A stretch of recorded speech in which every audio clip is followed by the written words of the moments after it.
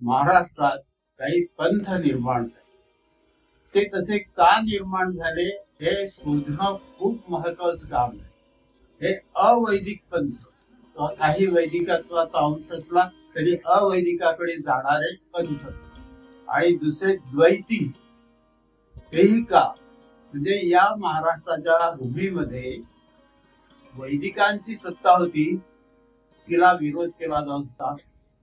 अद्वैतापासून वेगळा असा काहीतरी दर्शनाचा भाग असू शकतो याच्या जाणीवेने द्वैत दर्शन निर्माण झालं. या सगळ्यांची मुळं कुठे आहे, कशात आहे, याचा जर जेव्हा आपण शोध घेतो तेव्हा तो तत्कालीन समाज त्याचं नुसतं धार्मिक जीवन नव्हे तर सामाजिक, आर्थिक आणि राजकीय जीवन या सगळ्यांशी याचा संबंध आहे असं लक्षात येईल. तुम्ही बघा, या काळातले सगळे थोर पुरुष, संत पुरुष एका ठिकाणी बसून राहत नव्हते. ते संचार करत होते, वेगवेगळ्या खेड्यापाड्यात जात होते, लोकांशी प्रत्यक्ष त्यांचा संबंध येत असे. म्हणजे त्यांना महाराष्ट्र जास्तीत जास्त समजत होता, कळत होता. दुःख काय आहेत, वेदना काय आहेत लोकांच्या, याची जाणीव त्यांना होत असे. हे सगळं का त्यांना करावं असं वाटत होतं? कारण हा समाज हळूहळू ऱ्हासाकडे चाललेला आहे, पतन होत आहे. त्यातून त्यांना बाहेर काढायचं आहे. या सगळ्यांच्या मनाच्या वृत्ती प्रवृत्ती कुठेतरी एकाग्र व्हायला हव्या आहे. दुसरी आपल्याला माहित आहे स्थिती शेतीची.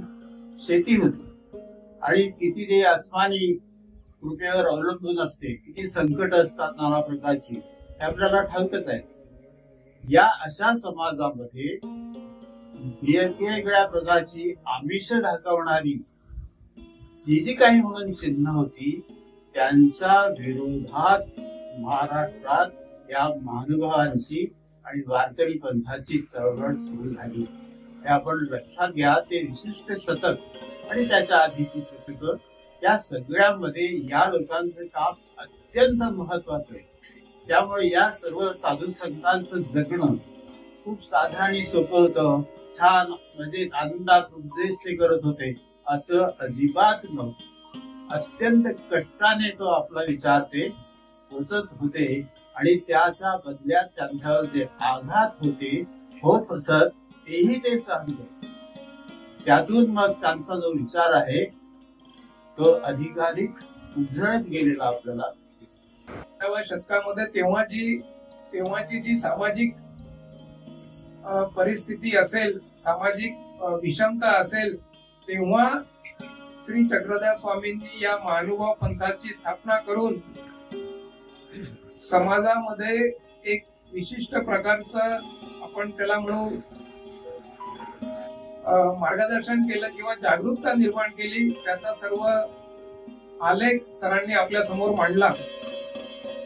हा आलेख मांडत असताना सरांनी विविध दृष्टांतांचं सुद्धा उदाहरणादाखल आपल्याला माहिती दिली आणि श्री चक्रधर स्वामी कसे अवतारी पुरुष होते हे आपल्याला सरांनी सांगितलं. हा जो पंथ आहे महानुभाव पंथ, या महानुभाव पंथाची जी शिकवण आहे आणि या पंथातून जे वाङ्मय निर्मित झालं, ते निर्मित वाङ्मय आणि मराठी भाषा याचा खूप जवळचा संबंध आहे.